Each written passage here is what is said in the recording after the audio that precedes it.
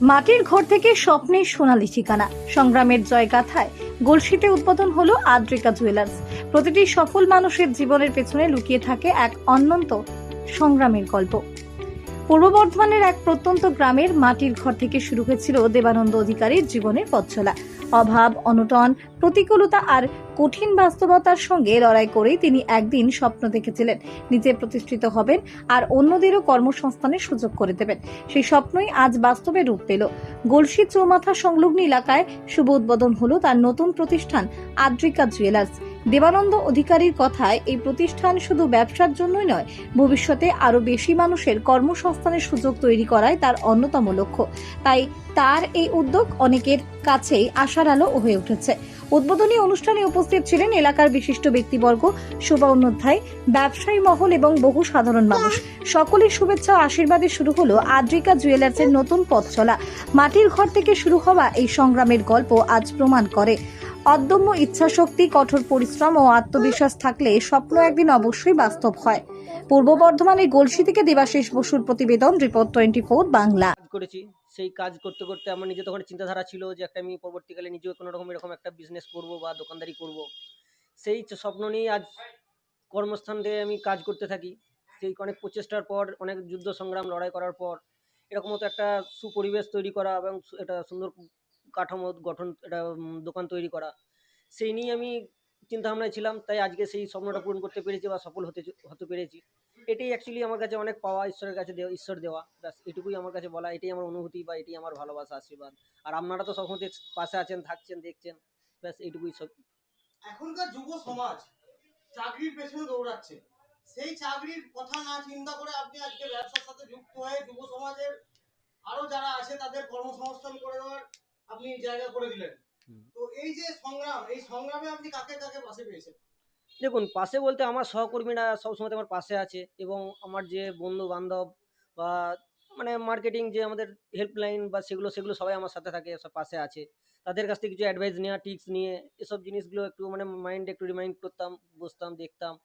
অনেকজনকে কাজকর্ম করতে দেখতাম, ড্রিংকস করতে দেখতাম। সেইগুলোর থেকে একটা অনুভূতি বা প্রচেষ্টা এরকম তৈরি হওয়া বা এরকম চিন্তাধারা একটা ব্যাপার যেগুলো থাকে আরকি।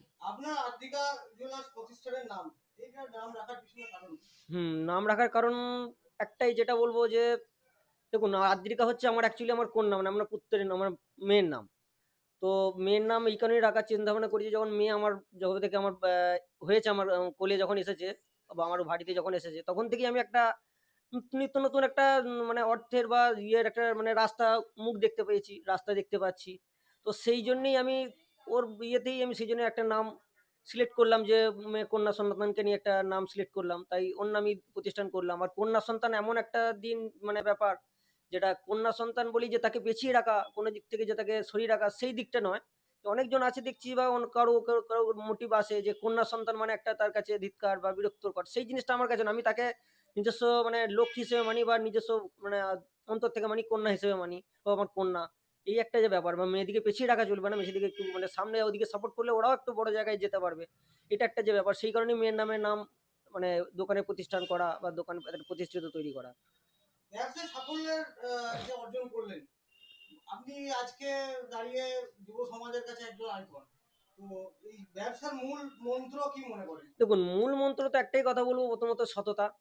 আর হচ্ছে মানে কর্ম, ঠিক আছে? আর তারপরে যেগুলো বলব যে শুধু সততা, কর্ম এটা নিয়ে পড়ে থাকলে হবে না। তার মধ্যে আমাদের চেষ্টা থাকতে হবে এবং কি ভাবতে হবে কি যেন কি করব, কিভাবে কি করব। নিজে একটা কিছু করতে পারলে আরো আমি দুটো মানুষকে সেখানে আমি রোজগারের একটা জায়গা করে দিতে পারবো। নতুনত্ব কোনো কিছু তাদেরকে কিছু মানে দেখাতে পারবো, করতে পারবো। সেই জন্য একটা এরকম যুব সমাজকে একটা বার্তা এরকম আমার দেয়া, যেটা যে হ্যাঁ, ব্যবসা অবশ্যই ভালো, আবার বিজনেস মানে জব সেটা তো করছি। জব বিজনেস দুটোর মধ্যে অনেকটা ডিফারেন্স। তো ডিফারেন্সটা আমি এখন অতটা ডিটেলসে যাচ্ছি না। আমি একটাই বলব যে ব্যবসা আমার একটা মনের মতো, যে আমি নিজের শান্তিতে নিজের স্বাধীনে একটা ব্যবসা করছি, ব্যাস এইটুকুই। বা তারা কেউ যদি চেষ্টা করতে পারে এরকম ব্যবসা, তারাও হয়তো কেউ কোনো ছোট থেকে বড় মানুষ হয়, তো সেরকম ছোট থেকেই শুরু করতে হবে। এই হচ্ছে একটা আগামী ব্যাপার। দিনে আপনার প্রতিষ্ঠান নিয়ে কি পরিকল্পনা রয়েছে? দেখুন, আগামী দিনে আমার প্রতিষ্ঠান নিয়ে পরিকল্পনা বলতে, দেখুন যদি ঠিকঠাকভাবে আমি চালাই, মানুষের আশীর্বাদ ভালোবাসা পাই, যদি নিজেকে আস্তে আস্তে এই জায়গাটাকে ভালো রকম তৈরি হয়, তো চেষ্টা করব যে আরো একটা ভালো জায়গায় একটা কর্মস্থান তৈরি করার, আরো ৫টা ছেলেকে কাজ দেওয়ার, যেন তারা আমার কাছে কাজ মানে কর্ম করে তাদেরও রোজগার চলে, এরকম একটা চিন্তাধারা রয়েছে। পরবর্তীকালে একটা বড় চিন্তা ভাবনা কিছু একটা রাখছি, আশা করছি। আপনার নাম বলছি। আমার নাম দেবানন্দ অধিকারী, জেলা বাঁকুড়া, বর্ধমান, ইন্দাস, থানা ইন্দাস। উম, আর কাজ সূত্রে এই গলসিতে আসা, সেই গলসিতে এসে কাজ শেখা, তারপর থেকে কাজ শিখে এখানেই একটা মানে পরিচিত লেভেল বেড়েছে, বন্ধু বান্ধব বেড়েছে, চেনা পরিচিত বেড়েছে, ভালোবাসা বেড়েছে। তাই এখানেই একটা প্রতিষ্ঠান খোলার বা আমার স্বপ্ন ছিল এটা করার, তাই এখানেই এটা করলাম।